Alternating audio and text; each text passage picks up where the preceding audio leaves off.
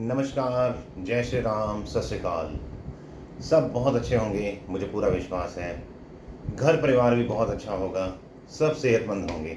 किसी तरह का यदि कोई आप चाहते हैं मुझसे कुछ पूछना, किसी तरह की प्रॉब्लम्स को डिस्कस करना चाहते हैं, तो आप कमेंट्स बॉक्स के थ्रू बात कर सकते हैं। और मैं एक बात और बताऊंगा आपको कि पिछले कुछ वीडियोस में किसी एक सज्जन का बार बार मैसेज आ रहा है कि जो भी मैं वीडियोस बनाता हूं वह क्या मेरी अपना एक्सपीरियंस है या सिर्फ सुनी सुनाई बातें हैं। तो देखिए, मैं आपको एक बात बताता हूं, जो भी साधना मैं बताता हूं आपको या साधना विधि बताता हूं, ज़्यादातर वह सब मैंने खुद अपनाई हुई होती हैं। हाँ, कई बार ये होता है कि मैंने कुछ नहीं अपनाया हुआ, तो फिर मैं उसको बता देता हूँ कि ये मैंने नहीं किया है, मैंने ये सुना है।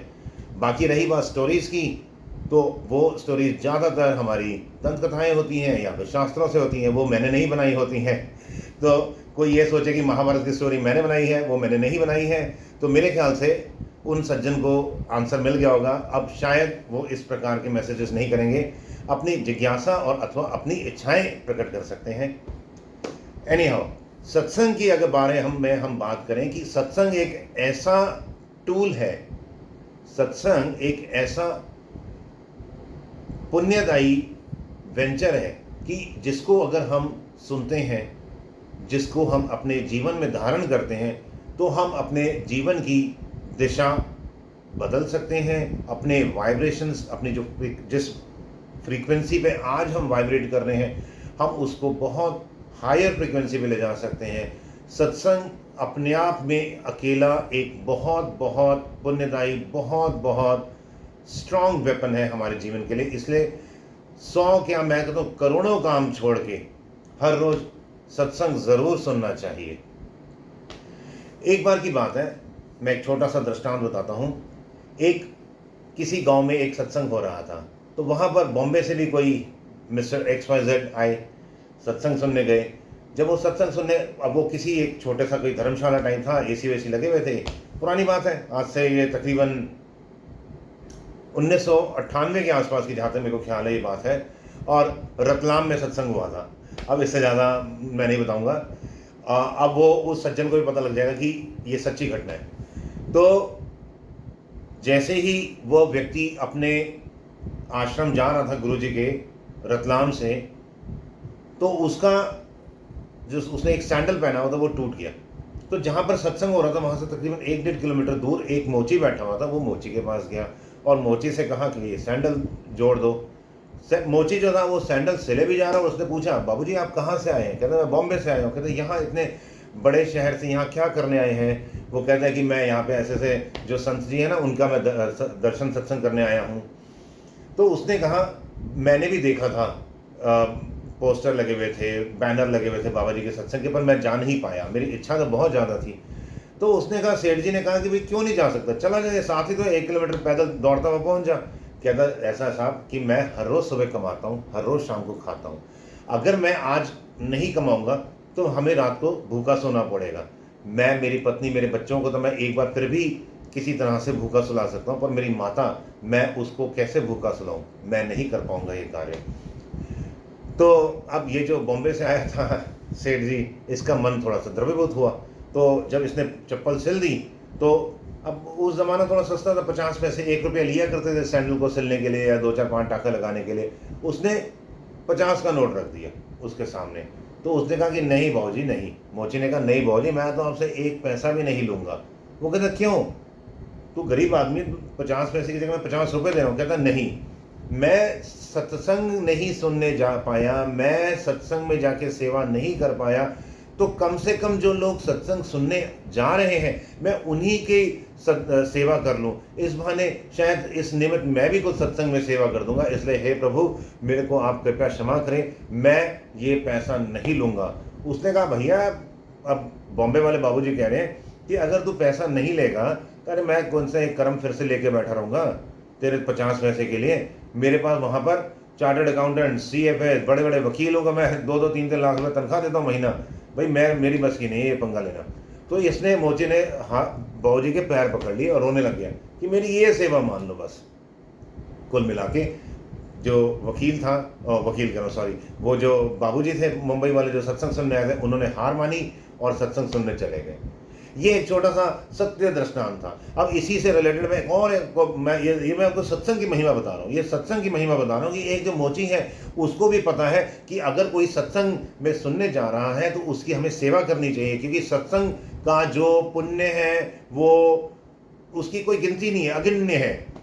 कबीर जी कहते हैं सत्संग की आधी घड़ी सुमिरन बरस 50, वर्षा वर्षे एक घड़ी अरट घूमन 12 मास। 50 बरस का सुमिरन करें हम, मंत्र जाप करें और सारी सेवा सुबह करें, उसकी अपेक्षा सत्संग की आधी घड़ी जो सत्संग सुन ले। अब सत्संग का मतलब ये नहीं कि कथाएं, सत्संग का मतलब जहाँ पर सत्य स्वरूप ईश्वर की बात हो रही है, जहाँ पर अहम ब्रह्मास्मि, मैं चैतन्य, मैं शांत आत्मा, आत्म शांति, आत्म परमात्मा की आत्म साक्षात्कार, ब्रह्म साक्षात्कार की बात हो रही है, वह सत्संग।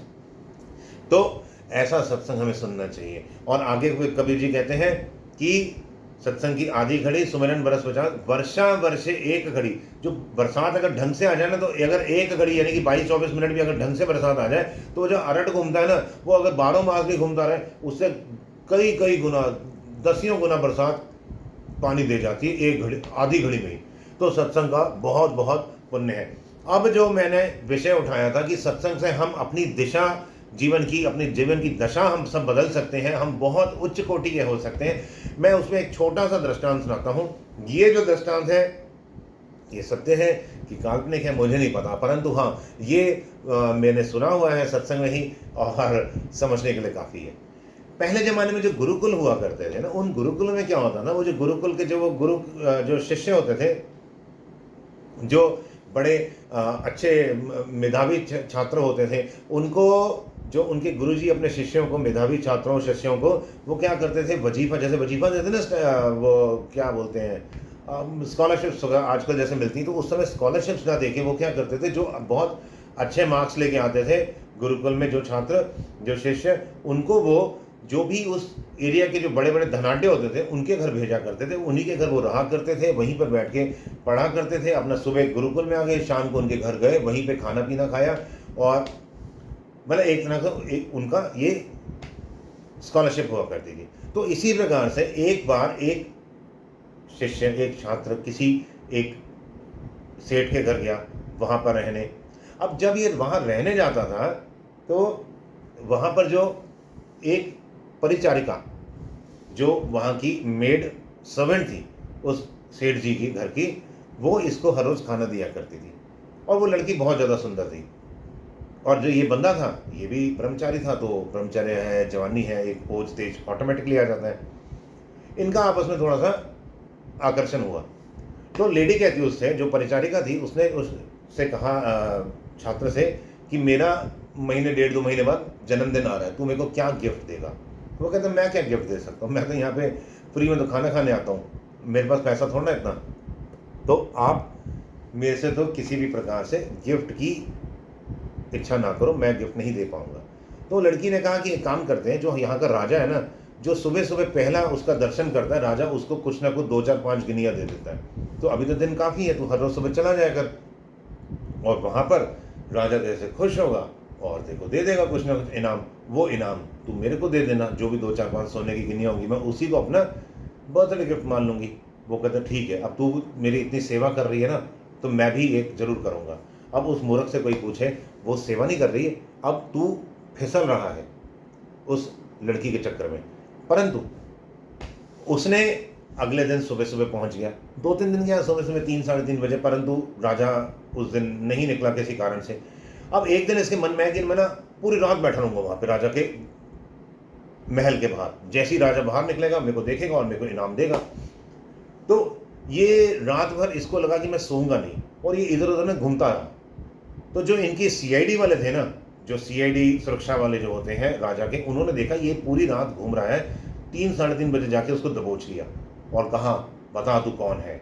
वो कहता मैं तो एक छात्र हूँ, मैं तो ऐसे ऐसे वो पैसे के लिए आया हूँ। उन्होंने उसको खूब पिटाई की, सच सच बता। वो रोता गया, पिटता गया कि मैं तो सच बता रहा हूँ। उन्होंने खूब मारा, पर वो तो सच ही बोल रहा था। कुल मिला के सुबह हुई, राजा निकला, राजा के सामने पेश कर दिया कि भाई ये ऐसे ऐसे पूरी रात घूम रहा था, तो हमने सीआईडी की थी, वो जो सीआईडी सिक्योरिटी वाले ने उसको पकड़ लिया। तो राजा ने पूछा सच सच बता तू कौन है। उसने बताया मेरा ये गुरुकुल है, मैं ऐसे सेठ जी के घर रहता हूँ, और उसने सारी बात बता दी कि मैं इसलिए आया था, मैं 2-3 दिन से आ रहा था, परंतु आप मिले नहीं। अब आप जब मिल नहीं रहे थे तो मैंने सोचा कि मैं थोड़ा सा जल्दी आ जाता हूँ। तो मैं जल्दी आने के चक्कर में मेरे मन में आया कि चल मैं पूरी रात ही वहाँ घूमता रहूँगा, क्या पता मेरे को कहीं नींद ना आ जाए, इसलिए मैं घूमता रहा। तो अब इसने सच बोला, तो सत्य का अपना प्रभाव होता है। तो राजा ने कहा तू एक काम कर, तूने सच बोला, मैं आमतौर पर 2 से 3 गिनिया देता हूँ, तूने सच बोला और मेरे को पूरा विश्वास हो गया तेरे पे कि तूने सच बोला। और मेरे ये जो पुलिस वाले हैं, जो सोल्जर्स हैं, जो भी एक्सर्जन, इन्होंने तेरी खूब पिटाई विटाई भी की, जो सिपाहियों ने बहुत पिटाई भी की है। तो मैं चाहता हूँ कि तेरे को एक अलग से इनाम देना, जो तेरी इच्छा हो ना तू वो मांग ले। तो उसके मन में आया कि यार मैं क्या मांगूँ।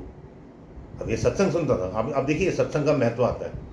उसने कहा कि मैं क्या आपसे मांगूँ, जो आपने देना दे दो। वो कहता नहीं, आप बताइए आप क्या देना मांगना चाहते हैं। तो उसने कहा मेरे को सोचने का समय दो। कहते ठीक है, तेरे को 2 घंटे का समय देता हूँ। 2 घंटे बाद अपने सिपाही को कहा कि इसे राज दरबार में ले आना। कहते ठीक है। अब इसने सोचा कि अगर मैं 50-100 अशरफियाँ मांगता हूँ, ये तो थोड़े दिन में ख़त्म हो जाएगी, मैं 1000 मांग लेता हूँ। उसको लगा जब मैं जैसे ही 1000 मांगूंगा तो लोग भी मांगेंगे, मेरे को सबको देनी पड़ेगी, मैं 10,000 मांगता हूँ। फिर उसने 10,000 भी अगर मैं मांग ली बाई चांस, तो वो भी इवेंचुअली तो वो भी ख़त्म हो जाएंगी, मैं 1 लाख ही मांग लेता हूँ। तो उसके मन में अगर 1 लाख अशरफियाँ मेरे पास आ गई तो डाकू भी आएंगे, मेरा खर्चा कितना होगा, मेरे को उसके लिए उस सुरक्षा, उसकी 1 लाख अशरफियों की सुरक्षा के लिए बंदे रखने पड़ेंगे।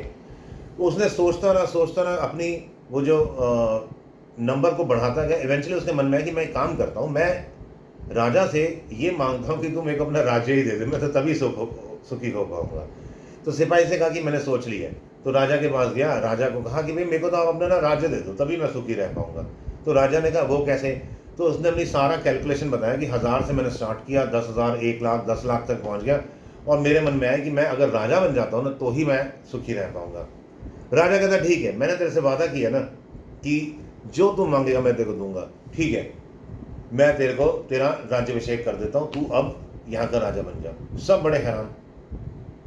तो इसने छात्र ने अचानक पूछ लिया कि आपने इतनी जल्दी से क्यों हाँ कर दी, आपने ये क्यों नहीं कहा कि नहीं तू अशरफियाँ मांग ले, आप राज्य देने के लिए कैसे तैयार हो गए। वो कहते हैं कि पूरा दिन हमारे को राज्यकरण में रहना पड़ता है, कोई कभी इंटरनल पॉलिटिक्स, कभी एक्सटर्नल पॉलिटिक्स, कभी अपने परिवार की पॉलिटिक्स। कहते मैं तो परेशान हो गया सारे राजनीति से, तो मैं तो चाहता हूँ कि मैं किसी एक योग्य पुरुष को अपना राज्य दूं और मैं स्वयं खुद जाके किसी जंगल में बैठूं, किसी साधु महापुरुष के चरणों में, और आत्म शांति, आत्म आनंद का रस लूं। अब इस बंदे के मन में विवेक आया कि यार मैं पूरा बचपन से शास्त्र पढ़ रहा हूँ और वेद पढ़ रहा हूँ, और मन में सिर्फ मैंने भी शुरू से ये रखा था कि मैं ब्रह्मचारी रहूँगा, मैं भी आत्म शांति, आत्म पद को प्राप्त करूँगा। कहाँ मैं एक परिचारिका के चक्कर में पड़ के ये कहाँ मैं फिसलता जा रहा हूँ, मैं गिरता जा रहा हूँ, और गलती से अगर मैंने इसकी बात मान ली राजा की, मेरा तो जीवन बर्बाद हो जाएगा। उसने क्या किया छात्र ने, उसने राजा के श्री चरणों में साष्टांग दंडवत प्रणाम किया। राजा हैरान हो गया, कहते ये क्या हुआ। कहते प्रभु आप मेरे गुरु हैं, आपने मेरी जो कुछ कारण से मेरे जो चक्षु बंद हो गए थे वो आपने खोल दिए। इस मनुष्य जन्म का जो एकमात्र धर्म है, एकमात्र कर्तव्य है, कर्तव्य धर्म संग्रह, निश्वास नहीं विश्वास, कदो रुद्र भविष्यसि, कीर्तन मत बाले हारे नाम ही केवलम। आदि शंकराचार्य ने बोला कि इस श्वास का कोई भरोसा नहीं, कब कहाँ खत्म हो जाए। इसलिए बचपन से ही, बाल्यकाल से ही हरि नाम का जाप करें, और नाम को जाप करते करते एकाग्र चित्त होकर नाम को जाप करें हरि के, और उसके अंदर लीन होते जाए, विलीन होते जाए। अब हरि नाम अर्थात भगवान का, अब उसको हम हरि कह लें, वाहेगुरु कह लें, या राम कह लें, शंकर कह लें, वो सब एक ही बात है।